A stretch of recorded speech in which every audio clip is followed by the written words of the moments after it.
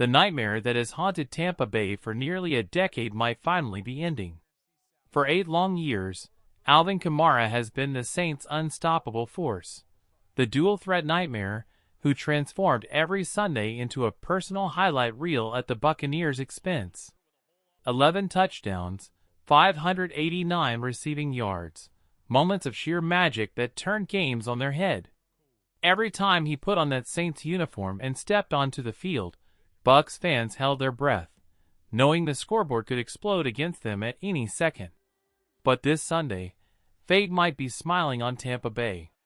Kamara, the man who has tormented the Bucs for years, is sidelined with an MCL strain. He missed last week's game, and even now, as the team approaches Friday, he hasn't practiced. The chances of him taking the field against the Buccaneers are dwindling with every passing hour. For a team fighting for divisional relevance, this is more than a break, it's a lifeline. Make no mistake, no one celebrates injuries, but the reality is undeniable. Facing New Orleans without their most dangerous weapon changes everything. The defense can breathe a little easier, the coaches can plan with confidence, and the fans? They can dare to hope. Through 15 career games against Tampa Bay, Kamara has been nothing short of a nightmare. Yet, 2025 has been cruel to him. Career lows in both rushing and receiving. 3.6 yards per carry, 5.6 per reception, signal a player past his peak. Time, it seems, waits for no one. But while Tampa Bay gets a reprieve from Kamara, there's another ghost the team has felt even more acutely. Someone far more missed than even Mike Evans, sidelined since Week 7. The offensive mind that connected seamlessly with Baker Mayfield, the strategist who once orchestrated brilliance from the sideline. Tampa Bay let him walk. And now, coaching a division rival, he's 8-4, atop their division, outperforming the Buccaneers with a weaker roster. Frustration simmers.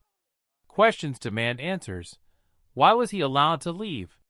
How much has his absence cost the team? Yet even in the shadows of these stories, there is a quiet hero. A 29-year-old kicker whose foot has been Tampa Bay's lifeline all season. Perfect on every field goal over 50 yards, 9 for 9, he has carried the team through tight victories, most recently nailing a 57-yard strike to secure a 3-point win against the Cardinals. A player the spotlight rarely finds, yet whose precision has kept hope alive when the clock was running out.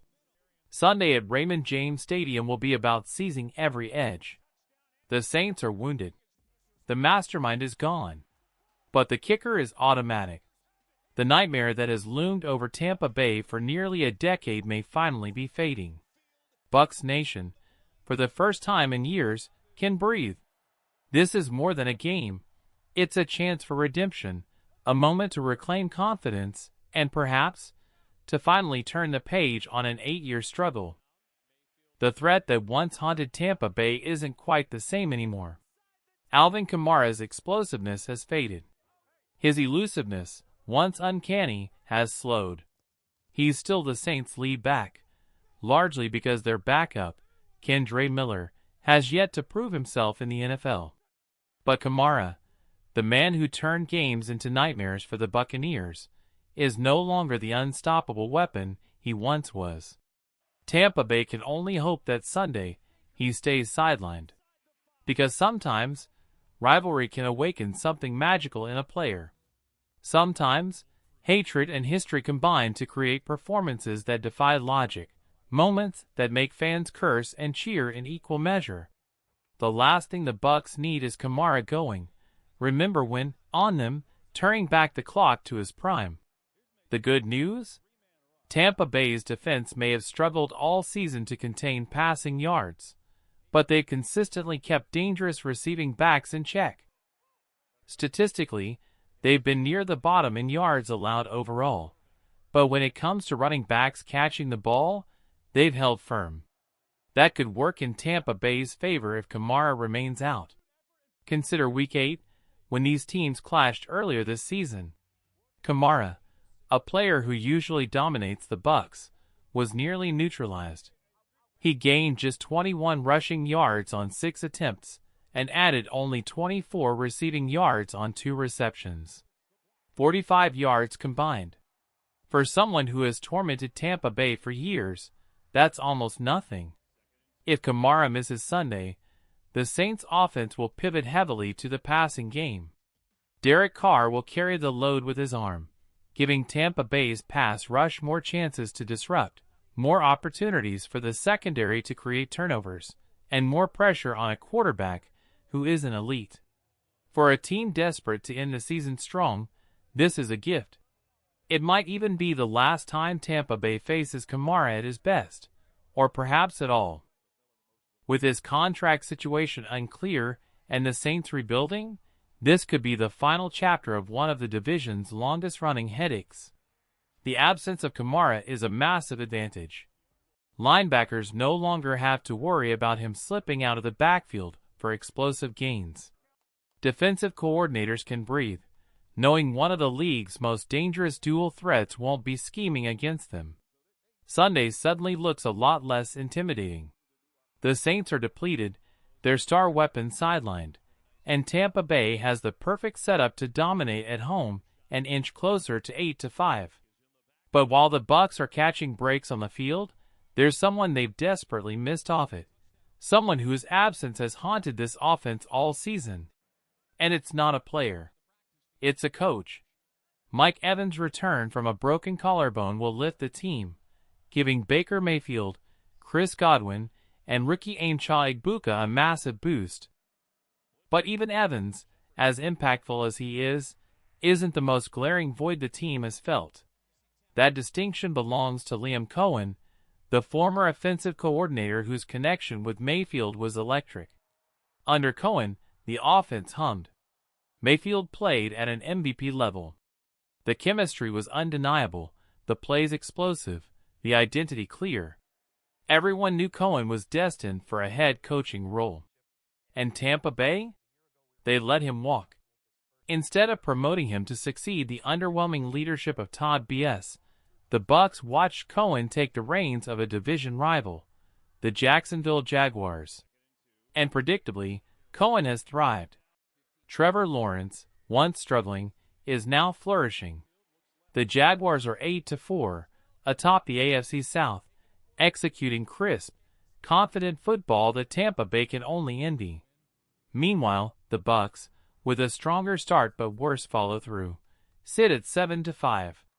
The contrast is brutal. A coach Tampa Bay could have held onto is now orchestrating success elsewhere, while the Buccaneers struggle under mediocre leadership. Cohen maximized talent, created an identity, and understood Mayfield in a way no one else has. Tampa Bay simply let that brilliance walk out the door. And now, watching the Jaguars thrive, the loss stings more than ever.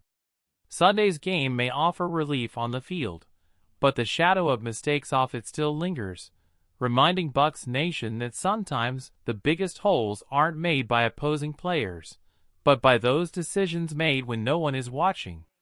The Buccaneers front office made a mistake that will echo all season.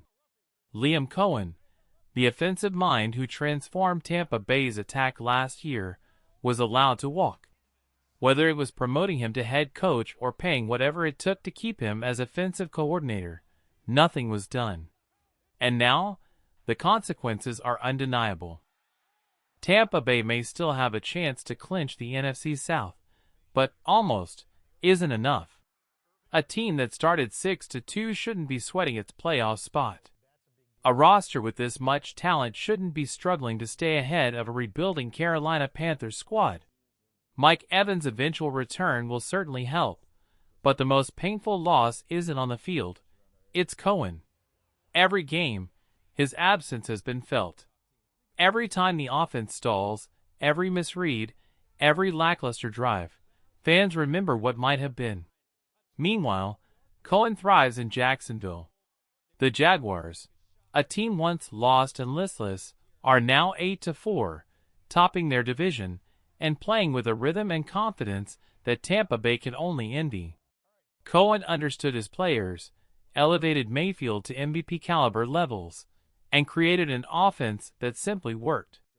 Tampa Bay let that brilliance slip through their fingers, and now they're paying the price. But while frustration simmers over lost coaching talent, there's a hero quietly carrying Tampa Bay through the season: Chase McLaughlin. Bucs Nation, if you haven't noticed, this 29-year-old kicker has been nothing short of phenomenal. Since joining Tampa Bay in 2023, he's been consistent, but 2025 is something else entirely.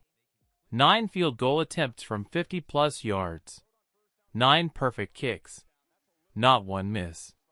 In a league where elite kickers are rare, McLaughlin is in a class by himself. What makes him even more remarkable is his history. Earlier in his career, McLaughlin struggled from 40 to 49 yards, a flaw that cost him stints with 5 different teams between 2019 and 2020. Teams didn't have patience for inconsistency. But now, he's transformed. Even when the pressure is at its peak, late in games, under the bright lights, with the season on the line, he delivers. Week 13 against the Cardinals, a 57-yard clutch field goal that turned a potential loss into a 3-point victory. Without McLaughlin, Tampa Bay's season could be spinning out of control. And he isn't just streaky, he's consistently elite. Week 8 against the Saints, he drilled 3 kicks from 50-plus yards in a single game. The stakes weren't as high, but the message was clear: when McLaughlin is on the field, the Buccaneers have a weapon few teams can match. It's a position that once struggled. Ryan Succop's mediocre performances left the team vulnerable.